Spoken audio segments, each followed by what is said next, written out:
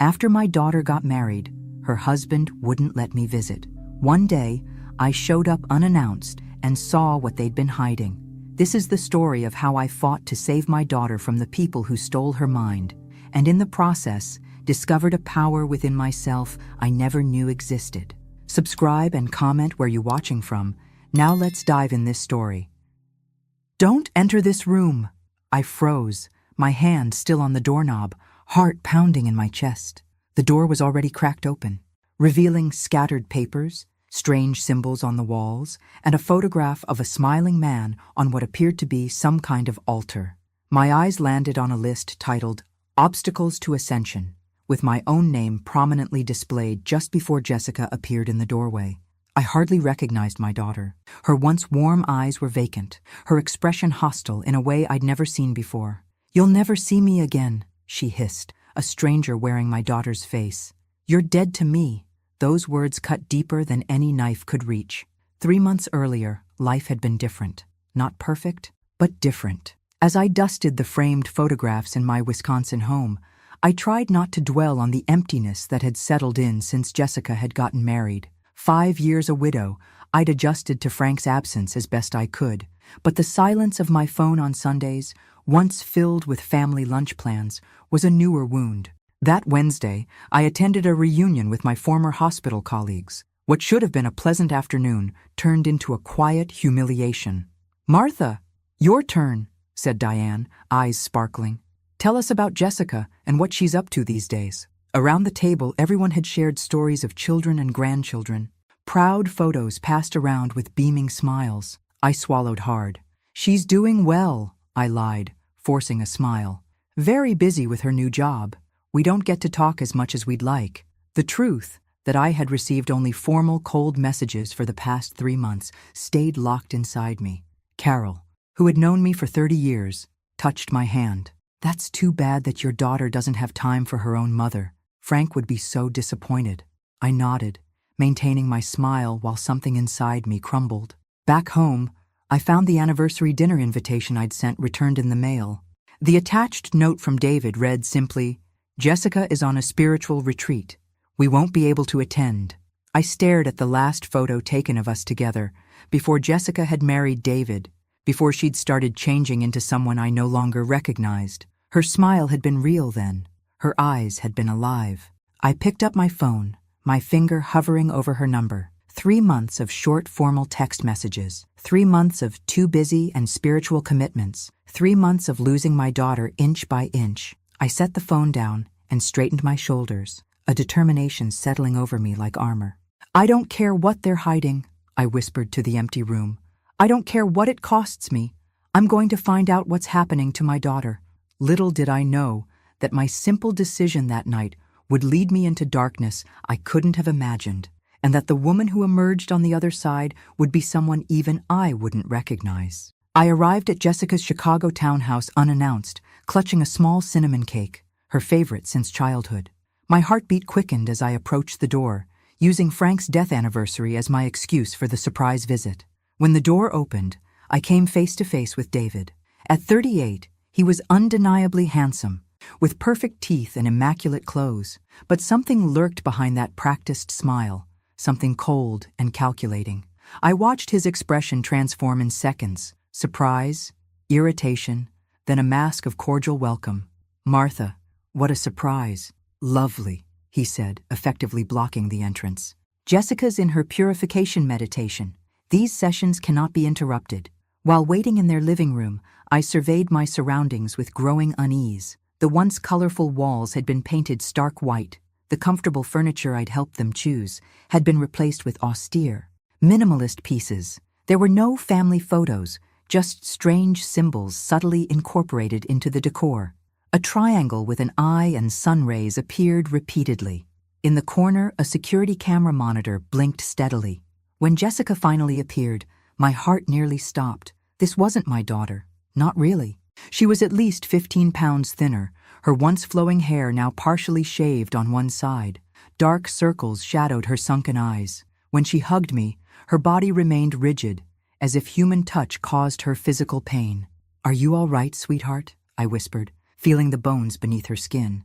"I've never been better," she replied in a monotone voice. I've finally found my higher purpose. Lunch was a sad affair, a purification meal consisting of unseasoned vegetables. David dominated the conversation, speaking incessantly about ascended illumination and its leader, Marcus Reed, who had rescued Jessica from her mundane existence. I watched in horror as my daughter, once fiercely independent, constantly looked to David for approval before speaking.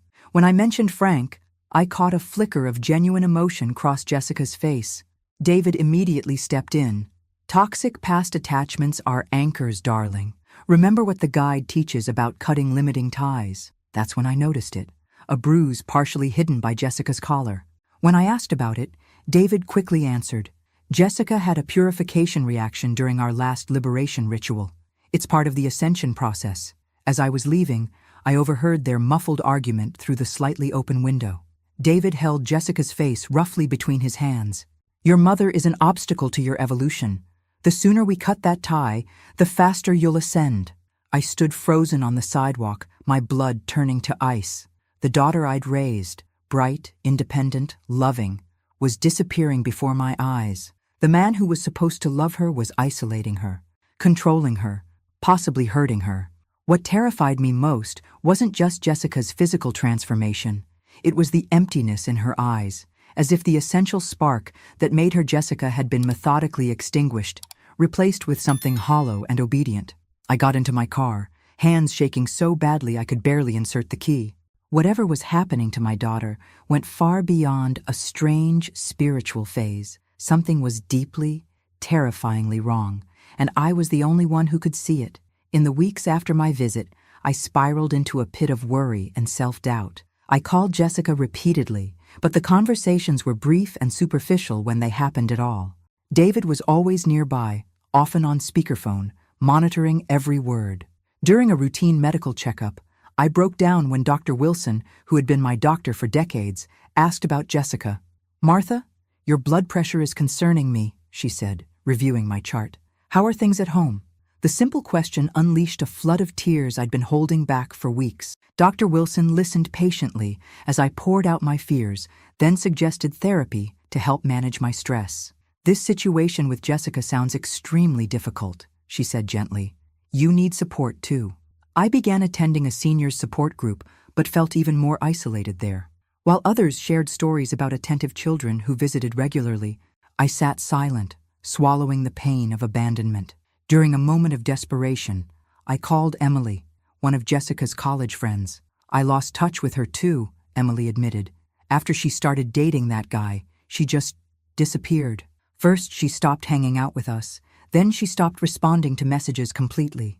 The last time I saw her, she seemed different, like she was following a script. My birthday came and went without a call from Jessica. All I received was a generic text message that didn't even sound like her. Happy birthday. Blessings on your earthly journey.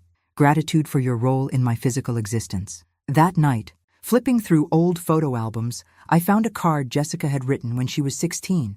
Mom, you're my best friend and my hero. I'll never let anything come between us. The words now seemed to belong to another lifetime, another person entirely. I couldn't sleep. At 3 a.m., I sat at my computer and typed Ascended Illumination into the search bar. The official website appeared sleek and professional, filled with buzzwords about personal transformation, financial freedom, and detachment from society's limiting structures. Photos showed smiling people in white clothing at luxurious retreats, all with the same intense gaze I'd seen in Jessica's eyes. Digging deeper, I found a discussion forum where former members shared their experiences. My blood ran cold as I read accounts of people who had lost their life savings, cut ties with family members, followed extreme purification diets, and participated in humiliating confession rituals. One post particularly caught my attention, written by a woman named Samantha. My sister has been there for 2 years. She sold her house, donated almost everything to the guide, and rarely speaks to us now. When she visits, she seems like a different person. Too thin, empty eyes, unable to maintain a normal conversation without quoting the group's truths. I immediately messaged Samantha, who confirmed my worst fears. It's not just a self-help group, she explained. It's an organization that uses mind control techniques. They isolate members, control what they eat, when they sleep, who they talk to.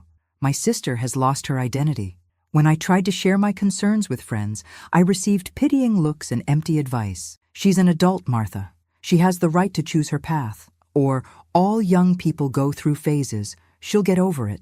But I knew better. This wasn't a phase. This was something far more sinister, and my daughter was slipping away with each passing day. I couldn't sleep after my conversation with Samantha.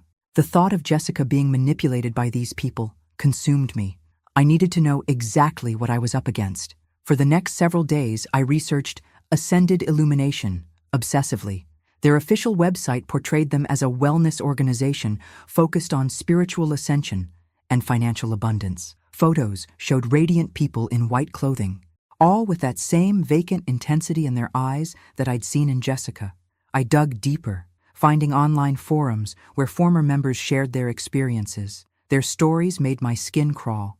Accounts of people who had surrendered their life savings, cut off family ties, followed extreme purification diets, and participated in humiliating confession rituals. Many described physical exhaustion from sleep deprivation and malnutrition that left them unable to think clearly. One testimony particularly chilled me. They target you when you're vulnerable. They love the recently bereaved, the divorced, the professionally successful, but emotionally isolated. They offer community, purpose, and validation, then slowly isolate you from everyone who truly loves you. That described Jessica perfectly. She'd been emotionally raw after a painful breakup when she met David. I created an anonymous account and posted a question. My daughter recently joined Ascended Illumination. Has anyone left this group? Can they be helped? Within hours, I received multiple private messages. Some offered sympathy, others shared horror stories. One message directed me to a private support group for families of current members. I joined a video call with the group the following evening. Seeing the faces of other worried parents, siblings, and friends made me realize I wasn't alone in this nightmare. A man named Robert, whose son had been in Ascended Illumination for 3 years, shared his screen to show us a document titled Recruitment Strategy Guide that had been leaked by a former member. They call it love bombing, he explained, pointing to a section of the text. They identify vulnerabilities, then overwhelm new recruits with attention and validation. Once the person trusts them, they begin the isolation process, creating subtle conflicts with family and friends, suggesting these relationships are holding them back. As he scrolled through the document, my heart sank further. There were detailed instructions for reconfiguring belief systems, creating financial dependency, and neutralizing external influences, a clinical term for cutting off family. The most disturbing part, continued Robert, is how they handle those who question the group or try to leave. They call it containment protocol.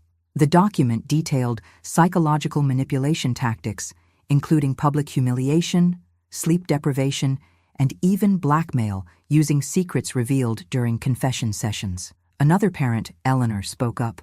My daughter Cynthia tried to leave after they demanded she sell her house and donate the proceeds.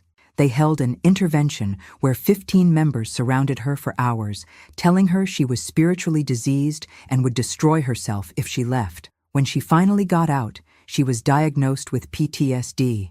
I sat in stunned silence, my worst fears confirmed. This wasn't just a strange spiritual phase or a controlling relationship. Jessica had been ensnared by predators who used sophisticated psychological techniques to break down and rebuild people for financial gain. What terrified me most was realizing how perfectly Jessica fit their ideal recruit profile. And now, with her fully immersed in their world, how would I ever get her back? I discovered through the support group that Ascended Illumination was holding a special retreat for high-ranking members. David, as an elite ascender, would be attending. This was my chance to see Jessica alone, without his controlling presence. I arrived at their Chicago townhouse unannounced, heart pounding as I pressed the doorbell. To my surprise, Jessica answered. For a brief moment, before her programmed mask slipped back into place, I glimpsed my real daughter, eyes brimming with tears, lips trembling, a flash of the Jessica I knew. "Mom, what are you doing here?" She glanced nervously over her shoulder, as if expecting punishment for speaking naturally. Inside, I noticed alarming changes since my last visit. More symbols covered the walls. An elaborate altar featured a photograph of Marcus Reed surrounded by candles. Rigid schedules detailed activities like self-purification and fault confession. The refrigerator contained only wilting vegetables and strange bottled drinks with the group's label. "Would you like some purification tea?" Jessica asked mechanically. While she prepared it in the kitchen, I scanned the living room. A notebook lay open on the coffee table. Flipping through it quickly, I found pages of the same phrase written obsessively. "Biological family contaminates ascension," and "To donate is to receive illumination." On another page, a list titled Donation Goals showed astronomical figures, including a disturbing entry. Johnson Property, after completing transfer, $350,000. My property, my home. I noticed Jessica carefully avoiding a closed door at the end of the hallway. When I casually asked about it, she changed the subject abruptly. "It's a sacred space. No one can enter." While Jessica returned to the kitchen, I seized my chance. The door wasn't locked. Inside, I discovered what could only be described as an operations center. Maps covered the walls with locations marked. Lists of names, family friends, Jessica's former colleagues, had annotations like potential recruit, resistant to message, promising financial target. Financial documents scattered across a desk showed massive transfers to Ascended Illumination Foundation. Jessica's savings. Most disturbing were papers indicating plans to sell my house, which Jessica would inherit, along with passports and documents for an imminent move to their International Elevation Center in Costa Rica, scheduled just 3 weeks away. In a folder marked Confidential Recruiters Only, I found a detailed manual on identifying and manipulating vulnerable people. The section titled Ideal Target Profile described Jessica with frightening accuracy. Recently bereaved individuals, professionally successful but emotionally isolated, with access to significant financial resources. I was so absorbed in these documents that I didn't hear Jessica approach. When I turned, I saw a transformation that chilled me to the bone: cold anger, complete detachment. "How dare you?" Her voice was unrecognizable.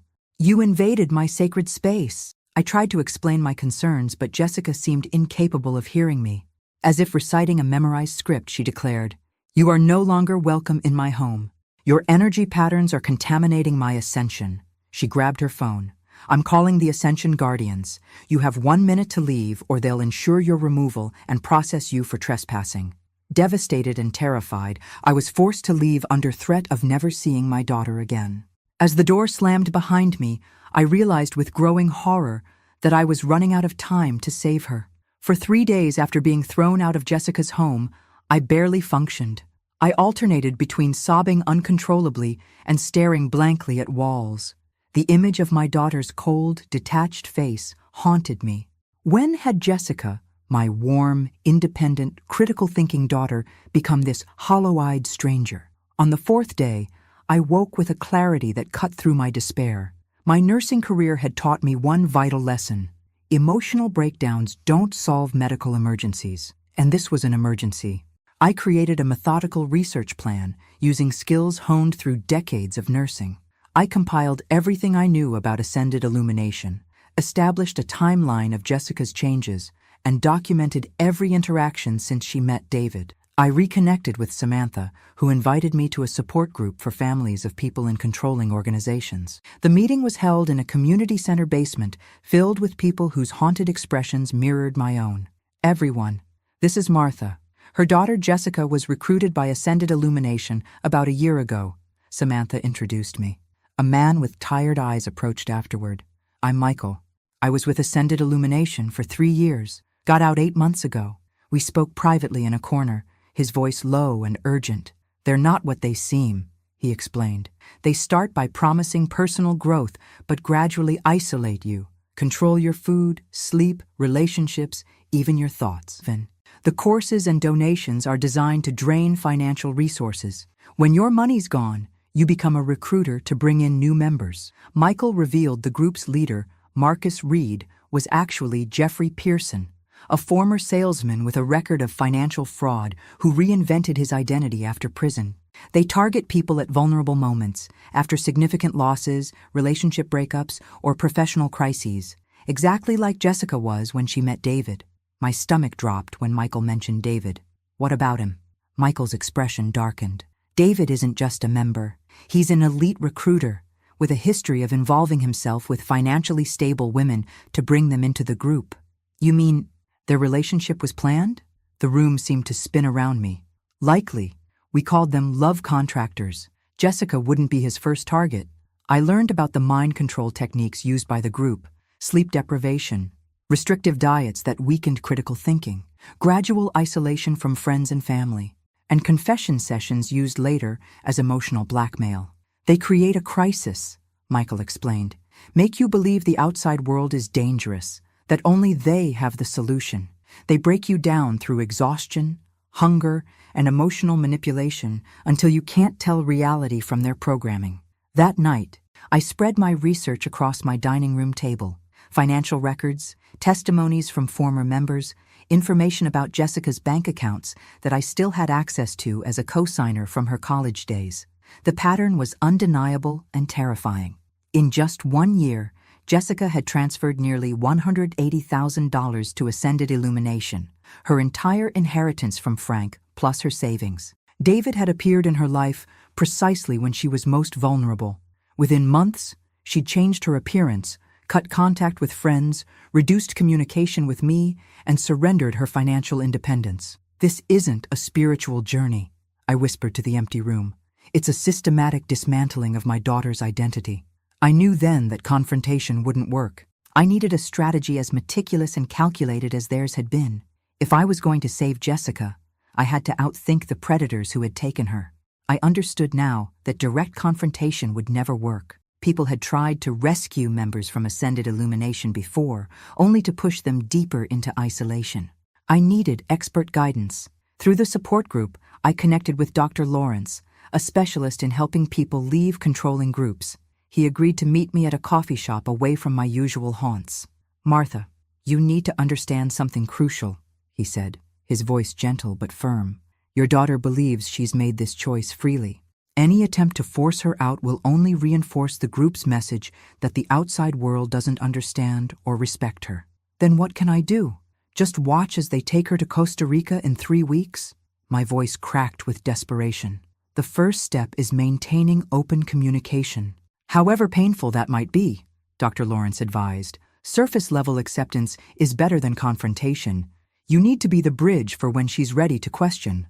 I spent that evening crafting a careful letter to Jessica. I apologized for invading her space and expressed a desire to better understand her journey. I enclosed a small gift, a bracelet that had belonged to Jessica's grandmother, a strong family symbol that might evoke memories from before the group.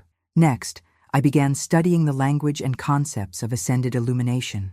I needed to communicate with Jessica on terms she now understood, to become fluent in the vocabulary that had replaced her normal speech. With legal help, I updated my will and financial documents to protect my assets, not out of selfishness, but to prevent them from being drained by the group if something happened to me. Parallel to these efforts, I started gathering financial and legal evidence about Ascended Illumination. Working discreetly with a lawyer specializing in fraud cases, I discovered preliminary investigations into the group in 2 different states. The most dangerous part of my plan came next. I needed to understand their recruitment and control methods firsthand. Through the support group, I located an upcoming introductory illumination workshop in Detroit, far enough from home that no one would recognize me. When I told Dr. Lawrence and Michael what I was planning, they both objected strenuously. "That's extremely dangerous," Dr. Lawrence warned. "These people are experts at manipulation. Even knowing their techniques, you could be vulnerable." Michael was more blunt. "They'll destroy you if they discover who you are." But I had made my decision. Standing before my bathroom mirror, I began my transformation. I dyed my silver-gray hair a warm auburn. I purchased colored contact lenses to change my blue eyes to brown. I practiced speaking with a slight West Coast accent and created a detailed backstory for Margaret Wilson, a wealthy widow from Seattle seeking spiritual fulfillment. "You're playing with fire," Michael warned when I showed him my disguise. "I have no choice," I replied, slipping the grandmother's matching bracelet to Jessica's onto my wrist. "My daughter vanishes in 3 weeks." That night, I booked my flight to Detroit and registered for the workshop using my new identity. As I completed the online form detailing my fictional wealth and recent bereavement, I felt a chill of recognition. I was crafting myself into their perfect target. Whatever happened next, there would be no turning back. I was stepping directly into the lion's den, armed with nothing but a mother's determination and the desperate hope that it would be enough to save my child. The Detroit hotel hosting the Ascended Illumination workshop radiated false warmth, all gleaming surfaces and unnaturally white lighting. I adjusted my auburn wig, straightened my unfamiliar clothes, and stepped into my new identity as Margaret Wilson, wealthy Seattle widow. "Welcome, seeker," said a young woman with that same vacant smile I'd seen on Jessica. She placed a white folder in my hands. "Your preliminary ascension pack." Inside was a contract requiring me to surrender my phone, agree to surrendering limiting beliefs, and acknowledge that any donations were non-refundable. I signed Margaret Wilson with a steady hand. The day began with what they called physical purification. 4 hours of repetitive movements without breaks for water or bathroom. Around me, 20 participants grew increasingly exhausted. I recognized the technique from my research: physical depletion to weaken mental resistance. During the rare breaks, facilitators hovered nearby, ensuring no private conversations occurred. Everyone was paired with a guide who never left their side. Mine was a young man named Timothy, with sunken cheeks and rehearsed enthusiasm. "How long have you been with Ascended Illumination?" I asked during lunch, a meager portion of unseasoned vegetables. "3 beautiful years of transformation," he responded mechanically. "I've progressed to level 4 clarity. 2 more levels until I reach Elite Ascender status." "Like David Winters?" I asked casually. Timothy's eyes widened with reverence. "You know of Elite Ascender Winters. He's one of the most successful recruiters. They say he's brought 15 elevated souls to full donation commitment this year alone." My stomach tightened. 15 people like Jessica. 15 families destroyed. The afternoon session was called Emotional Unburdening. Participants were pressured to publicly share their most painful memories and shameful secrets. I watched in horror as people revealed traumatic experiences while facilitators took notes. Blackmail material, I realized. When my turn came, I shared a carefully crafted story about my fictional husband's death, incorporating enough real grief from Frank's passing to appear authentic. "I feel so alone," I finished, forcing tears. "Biological bonds are illusory," replied the session leader. "True family is found in ascension. When you release your wealth burden, you'll find connection beyond imagination." As the day progressed, I witnessed textbook manipulation techniques, love bombing, alternate praise and criticism, information control, and subtle denigration of outside relationships. During the final session, my heart stopped. David himself walked in. He scanned the room with predatory precision, his gaze lingering on a young woman who, I'd learned, had recently inherited a substantial sum. Then his eyes met mine. I lowered my gaze, pretending to take notes. When I dared look up, he was approaching. "Margaret Wilson, correct?" His smile didn't reach his eyes. "Your energy signature is quite remarkable." "Thank you," I replied, forcing my voice not to tremble. "I'm just beginning my journey." He studied my face intently. "Strange, you remind me of someone." "I have one of those faces," I said lightly. "Everyone thinks they've met me before." His eyes narrowed. "Where did you say you're from?" "Seattle. Lived there my whole life." Something flickered across his face. Doubt, perhaps suspicion. But then he was called away by another facilitator. As he left, I overheard him say, "Put Wilson on the priority cultivation list. She has significant donation potential." I'd successfully infiltrated their world, but in doing so, I'd also placed myself directly in David's sights. The hunter was now evaluating me as potential prey, never suspecting I was hunting him. The second day of the workshop began with a purification ceremony at 5 a.m. Sleep deprivation, another classic control tactic. On empty stomachs, we chanted mantras for 2 hours while facilitators circled like sharks, identifying the most susceptible participants. During a brief break, I overheard 2 facilitators discussing the day's agenda. "Reed is coming for the elevated selection." "Which ones are ready?" asked the first. "The widow from Seattle has potential. Winters flagged her as priority cultivation."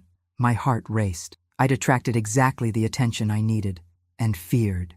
After another grueling session of limiting belief extraction, all 30 participants were herded into the main hall. The atmosphere shifted palpably as Marcus Reed entered. In person, he was more imposing than photos suggested. Tall, with penetrating eyes and an aura of absolute authority. "Seekers," he began, his voice a hypnotic cadence. "Few are chosen for accelerated ascension.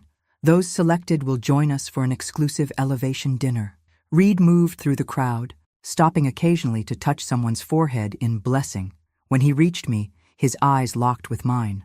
I forced myself to maintain eye contact while appearing suitably awed.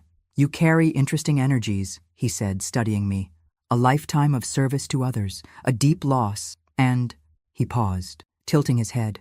"Unusual determination." My pulse pounded in my ears. Had he seen through my disguise? His hand rested on my shoulder. "You will join us tonight." 8 of us were selected for the dinner in a private hotel suite. I was seated directly across from Reed, with David 2 seats away. The room featured the same altar-like arrangement I'd seen in Jessica's home, with Reed's portrait surrounded by candles. "Before we begin our elevated communion," Reed announced, "let us share our financial burdens." One by one, participants disclosed their assets, investment portfolios, real estate holdings, inheritance funds. When my turn came, I described my fictional wealth in practiced detail. "Impressive," Reed nodded. "Yet these material anchors prevent true elevation. Tonight, we'll discuss the liberation protocol, the path to complete freedom through relinquishment." As dinner progressed, another sparse meal that left everyone lightheaded, Reed detailed how truly committed members transferred assets to the organization's protected spiritual accounts. "Those fully liberated from material concerns join our International Elevation Center," he continued, "where no worldly distractions impede ascension." "The Costa Rica property?" I asked innocently. David's head snapped toward me. "How do you know about that location?" I kept my expression neutral. "I believe someone mentioned it earlier today." Reed smiled thinly.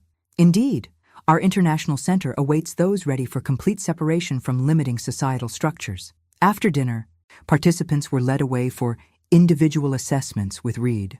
When my turn came, I found myself alone with both Reed and David. "Margaret," Reed began, "your energy signature fascinates us. You've experienced great loss, yet maintain unusual mental resistance." "I've spent my life in self-discipline," I replied. "Have you?" David circled behind me. "Your hands tell a different story. These are a nurse's hands, not a socialite's." My blood froze. I'd forgotten this detail in my disguise. "I volunteered in hospitals for years," I improvised. Reed stepped closer. "Remove your contacts, please." "My contacts?" "Your eyes changed color when your emotions intensified. A fascinating phenomenon." They knew. Somehow they knew. Reed's smile turned predatory. "Now, why don't you tell us who you really are?" "Martha." My heart nearly stopped. The carefully constructed disguise, my entire plan, crumbling in seconds. "I don't know what you're talking about," I said, fighting to keep my voice steady. Reed's smile never faltered. "Your techniques are admirable, but primitive. We've developed methods to detect interference." He turned to David. "Show her." David produced a tablet displaying security footage from Jessica's home, the very day I'd discovered that forbidden room. The camera had captured everything, including my face, as I examined their documents. "Technology serves the enlightened," Reed said softly. "We maintain comprehensive surveillance of all elite ascenders' homes.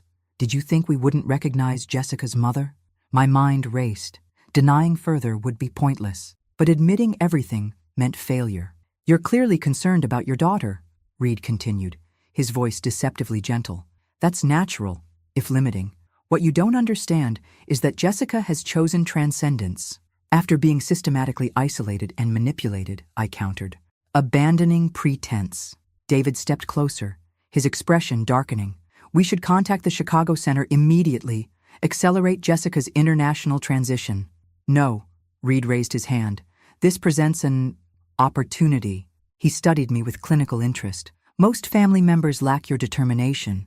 Martha, you penetrated our preliminary defenses. Impressive. What do you want?" I asked bluntly.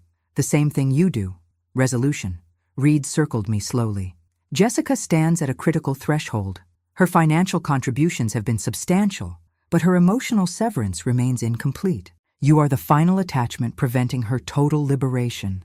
You mean my death would be convenient, I stated flatly, nursing instincts assessing the nearest exit. Reed laughed, a sound devoid of warmth. Nothing so dramatic. We simply offer a choice, continued interference, which forces us to accelerate Jessica's relocation to Costa Rica immediately. Or cooperation. What kind of cooperation? Sign a notarized statement that Jessica's decisions are her own, that our organization bears no liability for her choices, and that you'll cease all contact attempts. David placed papers before me. In exchange, she remains in Chicago for 6 more months. 6 months. Time I desperately needed. And if I refuse? She leaves tomorrow. Reed shrugged. Our jet is always ready. My nursing career had taught me when to fight and when to strategically retreat. This moment demanded the latter. I'll sign, I said quietly. Wise choice. Reed nodded to David. Arrange the notary. When they stepped outside to make calls, I quickly photographed every document with the miniature camera Michael had insisted I carry, disguised as a brooch on my blouse, evidence of their manipulation, their financial schemes, and most importantly, their plans for future ascenders. After signing their papers with a notary they'd summoned to the hotel, I was escorted out with a clear warning from David. Any further interference, and Jessica disappears permanently. Back in my hotel room, I shook uncontrollably. My infiltration had failed spectacularly, yet provided crucial intelligence. I now knew exactly what they planned for Jessica when they intended to move her, and most importantly, I had documented evidence of their operation. As I packed my belongings, my phone buzzed with a text from an unknown number. Mother, you've betrayed me for the last time. I'm going to Costa Rica tomorrow. Don't try to contact me again. You are dead to me. I clutched the phone, tears streaming down my face. I had just 6 hours before my daughter vanished forever. I've never driven so recklessly in my life. The 2-hour journey back to Chicago became a frantic race against time, my mind cycling through desperate scenarios. I called Dr. Lawrence from the road. They're moving her tomorrow, I explained, my voice breaking. I've failed. Martha, listen carefully, he said. Direct intervention won't work. They'll simply use it to reinforce their control. I don't have time for careful approaches anymore, I countered. I'm going to offer them what they really want. Money. My money. Martha, not just money, I continued. Everything. My house, my savings, my retirement, all of it. In exchange for Jessica staying in the country. They'll take everything and still send her away, Dr. Lawrence warned. No, I said with sudden clarity. I'm going to offer them something better. Me. Despite his objections, I knew this was our only chance. I called Michael next, giving him specific instructions and the address where he could retrieve the evidence I'd gathered. If I don't contact you by morning, deliver everything to that FBI agent we spoke with. At dawn, I stood before the Chicago headquarters of Ascended Illumination. The imposing glass building reflected the rising sun, cold and impenetrable like the organization itself. Inside, I asked to see Marcus Reed. When challenged, I simply stated, "Tell him Martha Johnson is ready to donate everything." 20 minutes later, I was led to Reed's private office. David stood beside him, both men regarding me with calculated interest. "Mrs. Johnson," Reed smiled without warmth, "this is unexpected." "I'm here to make a deal," I said, maintaining eye contact. "My daughter stays in the United States. In return, you get me, and everything I own." David laughed dismissively, but Reed raised his hand, silencing him. "Explain." "My house, savings, retirement accounts, approximately $500,000 total. It's yours, with one condition. Jessica remains here, not Costa Rica." "Why would we accept this arrangement?" Reed asked, studying me. "Because I'm more valuable," I replied coolly. "I have connections to hundreds of retired nurses, all with decent savings, many alone and vulnerable. I could recruit them." Reed and David exchanged calculating glances. I'd appealed to their true motivation, greed. "I want to see my daughter before signing anything," I demanded. Reed nodded to David, who left and returned with Jessica. She looked exhausted, eyes red from crying. "Mom?" she asked, confused. "What are you doing here?" I maintained my composure, aware of the cameras recording every word. "I've come to make peace, sweetheart. I finally understand this is your path, and I want to support you." By joining you. Jessica stared in shock. I continued, choosing each word carefully. Remember when Dad was in the hospital and I promised I'd do anything to protect you? I'm keeping that promise. Something flickered in Jessica's eyes, a genuine memory breaking through the programming. I touched the bracelet I wore, the match to the one I'd sent her. Speaking of Dad, I continued casually. Remember that phrase he always said when we were in danger? About the birds? Jessica frowned. Birds? Yes. When the nest is threatened. I left the phrase hanging, watching her intently. For a brief moment, recognition flashed across her face. Reed interrupted. Enough reminiscing. We have papers to sign. As I was led to another room to begin transferring my assets, I glanced at the clock. Exactly 9:45 a.m. Everything was in motion now. Either my desperate gambit would save Jessica, or we would both be lost forever. At precisely 10 a.m., as I signed away my house to ascended illumination, chaos erupted. FBI! Nobody move! We have a search warrant! Agents flooded the building, tactical gear contrasting sharply with the sterile white environment. Reed's face transformed from smug confidence to stunned disbelief in an instant. You planned this, he hissed, realization dawning in his eyes. I stood calmly. No, Jeffrey Pearson, you planned your own downfall. His face blanched at the sound of his real name.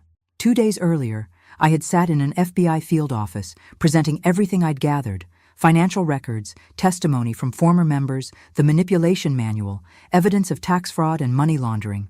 The special agent had confirmed they had enough for a warrant, but needed someone inside. It would be extremely dangerous, he'd warned.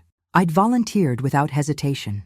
Now, as agents handcuffed Reed and David, I raced through the corridors, searching for Jessica. I found her in an office, frozen in fear, while a woman I recognized from the Detroit workshop, Heather, tried pulling her toward an emergency exit. Jessica, honey, it's over. You're safe now, I called out. Heather stepped between us. Don't listen. It's a mundane trap. Remember your loyalty to the guide. Jessica looked between us, confusion and programming battling across her face. Mom! I stepped closer. When the nest is threatened, the mother bird pretends to be injured to draw the predator away. Dad told you that when you had nightmares, remember? I pretended to surrender to save you, just like the mother bird. The genuine memory, one the group couldn't erase, broke through her final barrier. Jessica pushed past Heather and collapsed into my arms while agents detained the woman. The following weeks were the hardest. Jessica alternated between clarity and relapse into the group's programming. She suffered terrible nightmares, panic attacks, and crushing guilt as she realized how she'd been manipulated and how she'd nearly lost everything, including me. Dr. Lawrence worked with her daily, helping dismantle the layers of manipulation.